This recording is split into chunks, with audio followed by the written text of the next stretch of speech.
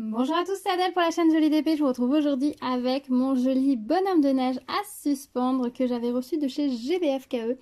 C'est un très joli bonhomme de neige avec beaucoup de couleurs. J'avais vraiment craqué sur ce modèle. Il existe sous cette forme, donc avec une tête et une étoile aussi en Père Noël. Mais moi j'avais préféré le bonhomme de neige. Je trouvais que c'était plus passe-partout et que l'avantage des bonhommes de neige c'est qu'on peut les garder plus longtemps dans la décoration. Ils peuvent rester encore facilement jusqu'en fin février et donc ça c'est plutôt chouette. Même s'il est un petit peu habillé aux couleurs de Noël, ce n'est pas gênant, ça donne moins l'impression d'avoir oublié sa décoration de Noël fin février. Donc du coup, voilà, j'avais craqué sur ce petit bonhomme de neige, je l'avais trouvé vraiment très très joli. C'est une décoration en plexiglas qui explique qu'il soit un petit peu cher. C'est vrai que les premières fois que je l'avais vu, j'avais trouvé qu'au niveau du prix, c'était pas donné. Mais c'était le tout début des décorations comme ça à suspendre en plexiglas. Et c'est vrai que quand je l'avais reçu, j'avais été agréablement surprise de voir la qualité de la suspension. On est vraiment sur une grande plaque donc en plexi imprimée sous le dessous. Le dos a été blanchi pour qu'on ne voit pas trop les symboles à travers, donc ça c'est plutôt bien selon l'endroit où vous allez le mettre. Il est imprimé par en dessous, donc on voit bien la tête du bonhomme de neige qui a été imprimé et on a les diamants à poser par dessus. Comme vous pouvez le constater, on a énormément à diamanter, pas mal de formes de diamants également, donc c'est vraiment très agréable. J'ai trouvé, quand j'ai commencé, j'étais agréablement surpris de voir que le chapeau n'était pas noir mais qu'il est dans deux teintes de rouge. Voilà, et j'étais aussi agréablement surpris au niveau des couleurs choisies, donc franchement c'était très sympa. Déjà tout ce que j'ai fait, on va le terminer ensemble et puis je vous retrouve juste après pour mon avis final sur cet article. À tout de suite.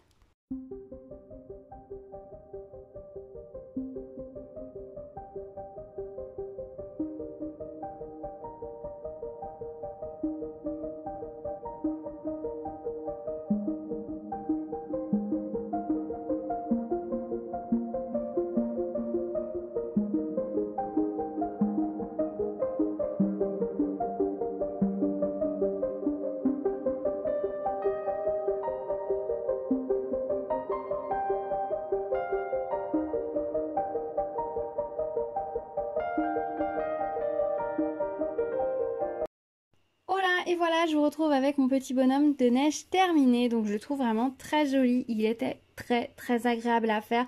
J'ai aimé la variété de diamants à poser. J'ai aimé la façon dont les couleurs sont agencées sur ce modèle. C'était vraiment très sympa à faire. Au niveau des couleurs, je suis contente qu'ils aient osé sortir de la traditionnelle gamme rouge, vert, blanc de Noël, qui soit allé nous mettre du bordeaux, qui nous ait mis du orange. Ça égaye énormément, ces petites touches aussi de vert plus clair, ça égaye le modèle. Ça fait vraiment quelque chose de très frais, très joli et qui va facilement s'intégrer dans ma décoration. Il est très lumineux ce bonhomme de neige et je suis très contente de ça. Au niveau des perles, quand je l'ai posé, j'étais un petit peu déroutée lorsque j'ai posé là au niveau du visage les perles vertes. C'est vrai que le bonhomme de neige, son visage est bleu, bleu et blanc, ce qui est souvent le cas pour les bonhommes de neige. C'est vrai que quand j'ai posé ces perles vertes ici, j'étais un petit peu étonnée en mode pourquoi du vert. Au final, ça passe très bien. Maintenant que je vous ai attiré l'œil dessus, peut-être que vous repérez les perles vertes, mais au final ça passe très bien. Déjà ce sont des perles AB, donc qui ont des reflets bleutés dessus, donc ça va nickel. Et puis ça fait la jonction entre le chapeau, l'écharpe, donc ça passe tout seul. Ce sont des petites perles rondes en plus, donc ça adoucit en plus l'effet. Et une fois accroché, quand on regarde de loin, ça ne choque absolument pas, on ne s'en rend absolument pas compte. C'est juste au moment de les poser qu'on se dit mais du vert sur du bleu, vraiment? Voilà, après ça aurait rien apporté du tout si ça avait mis une autre couleur, même au contraire ça aurait fait étrange, ça aurait été déroutant. Donc c'est très bien qu'ils aient laissé ces couleurs là comme ceci et ça fait bien la jointure entre la tête et le chapeau et l'écharpe, donc c'est nickel. Au niveau de l'écharpe, elle a été vraiment agréable à faire. J'ai fait les pourtours et ensuite je les remplis. Sur l'écharpe, on a quand même deux sortes de diamants classiques, hein, de strass classique, le rouge et le vert, plus les demi-perles blanches et les demi-perles bleues vertes. Donc c'est vraiment très agréable à faire. Au niveau de l'étoile, le fait qu'ils aient fait 2 couleurs pour le pourtour fait qu'on ne s'ennuie absolument pas en posant les diamants. Là par exemple cette partie-là a plus de rouge et celle-là plus de orange, donc on ne s'ennuie pas. On pose une couleur, on passe à la suivante. C'est vrai que ce sont des grandes zones, donc s'il y avait eu qu'une seule couleur, ça pourrait pu être lassant. Là, ça ne l'est pas du tout.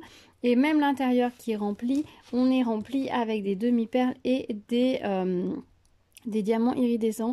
Voilà, si je mets un petit peu d'ombre comme ça, vous voyez que les petits diamants du milieu sont iridescents. Et encore là, la caméra leur rend vraiment pas justice parce qu'ils sont juste magnifiques. Là, vous voyez un petit peu mieux. Voilà, ça c'est l'iridescent, c'est vraiment super joli. Donc ça donne vraiment un effet très fin, très sympa et c'est vraiment tip top. Et on n'a pas l'impression qu'un diamant est posé là un peu étrangement. Tout s'accorde très bien, tout se fond les uns dans les autres pour un très très joli effet. Donc c'est vraiment très chouette. C'est une plaque en plexiglas, donc là quand vous regardez par endroit vous avez peut-être l'impression que mes diamants sont un petit peu décalés. Si je vous mets voilà, si on se met comme ça par exemple, vous allez peut-être voir les impressions du dessous. C'est pour ça que je vous dis quand vous faites les plaques en plexiglas, comme c'est imprimé dessous, il y a l'épaisseur du plexi qui donne qui va donner une impression de décalage. Diamantez bien la perpendiculaire de votre modèle de façon à ce qu'on ne voit pas trop les symboles. Là par exemple vous les devinez, les petits symboles dessous, vu qu'on est en contre-plongée assez à ras du bas vers le haut, donc ça se voit. Mais par contre si je le regarde à hauteur d'œil, je ne vois plus du tout les petits symboles qui sont imprimés sur le dessous. Ensuite, au niveau des diamants restants, je vous montre rapidement ce qu'il me reste. Voilà ce qu'il me reste pour les iridescents. Alors ça, c'est plutôt chouette puisque comme si vous avez vu ma vidéo sur mon sapin de Noël à poser, si vous ne l'avez pas vu, je vous remets le lien dans le petit i d'information. J'ai fait une boulette, ce qui fait que j'ai manqué de diamants iridescents, donc heureusement j'en avais de côté. Donc du coup j'ai déjà pioché dans ceux que j'avais, donc ceux-ci vont vite aller rejoindre ceux qui me restent, ce qui pourra me servir à compléter un autre projet si je fais des boulettes ou si je veux en rajouter à un moment donné. Au niveau des eaux des strass classiques, voilà ce qu'il me reste. Alors il me reste pas énormément de diamants mais largement assez, donc franchement au niveau de la réalisation j'ai pas manqué de diamants, c'était nickel. Les demi-perles blanches et les demi-perles vertes. Alors c'est vrai que les demi-perles vertes il en reste pas énormément mais il y en avait largement assez. Elles étaient plutôt de belle qualité, j'ai pas enlevé trop de diamants où il n'y avait pas de AB dessus, donc ça c'était plutôt chouette. J'ai eu des petits trous un petit peu dans les rouges et dans les voiles, un petit peu dans ceux-là, j'ai eu quelques petits trous dessous mais pas énormément, il y a largement de quoi faire, on peut trier, pas de souci. Les demi-gouttes, enfin, les petites gouttes AB et fasté, il me reste ça et ça. Les petites perles rouges et les demi-perles blanches. Alors les demi-perles blanches qui me restent, je ne sais pas si vous allez voir, on a la petite bavure tout le tour. Alors je vais les garder quand même. Parce que ça se voit pas énormément sur le support selon le support sur lequel elles sont posées. Si vous posez ça sur une toile, ça ne se voit pas puisque la toile est souvent blanche. Là, il y en a un ou deux où il y a un petit peu de bavure qui sont posées sur le bonhomme de neige, ça ne se voit absolument pas non plus. J'ai quand même mis les plus découpés sur le bonhomme de neige, mais j'aurais pu mettre ceux-là, il n'y avait pas de souci. Voilà, et il me reste évidemment également la petite cordelette qu'ils nous ont mis, qui fait à peu près 80 cm. C'est une corde en matière naturelle. Je ne pense pas que je m'en servirai pour accrocher le bonhomme de neige. Par contre, je vais la conserver pour peut-être d'autres projets. Je pense que le bonhomme de neige, soit je mettrai un petit ruban pour l'accrocher, soit je le mettrai tout simplement à la place d'un cadre et du coup, je passerai le clou qui fixe d'habituellement mon cadre dans le petit trou en haut du bonhomme de neige et ça fonctionnera nickel. Pas besoin de le suspendre plus que ça, puisque je pense que je vais le mettre le long d'un mur, oui, à la place d'un cadre. Je pense que ce sera l'idéal pour lui. Voilà, bah écoutez, je pense que je vous ai tout dit sur ce petit bonhomme de neige. Dites-moi ce que vous en pensez. Moi, je sais que je vais le vernir avec mon vernis acrylique gloss de chez Action. Je vais utiliser un vernis brillant. Je ne vais pas utiliser de vernis colle pailleté, puisque un seul des deux, je suis sûre qu'il résiste à l'eau, l'autre je ne sais pas. Je préférais utiliser mon vernis brillant déjà parce que ce sera plus discret au niveau de la pose, notamment en passant sur le visage, puisque là on est sur du plexiglas brillant, et ça me permettra aussi de l'imperméabiliser, ce qui fait que par exemple l'année prochaine, si j'ai envie de l'accrocher dehors sur ma porte par exemple, je pourrais le faire et je n'aurai pas à craindre les intempéries.